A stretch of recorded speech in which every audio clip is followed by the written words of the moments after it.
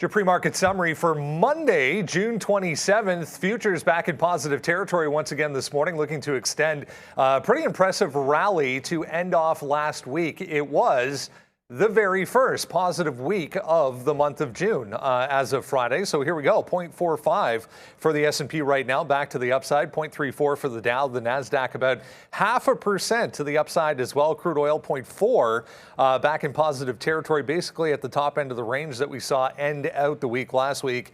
More positive movement anyways for cryptocurrencies to start off the new week. Here's a few things we are keeping an eye on this morning. Tech, big tech. Look at this daily chart for Apple leading this rally back to the upside for the overall market. 1, 2, 3, 4, now 5 days back to the upside for Apple. So we'll have a look at Apple, Microsoft, all of the big names back in positive territory this morning. Coinbase, on the other hand, actually lower here pre-market on a Goldman Sachs downgrade and price target cut. So even with Bitcoin to the upside in early trading here today, we are seeing coin under significant pressure. Some of the Chinese names back to the upside as well. Great looking chart for NIO on a daily time frame.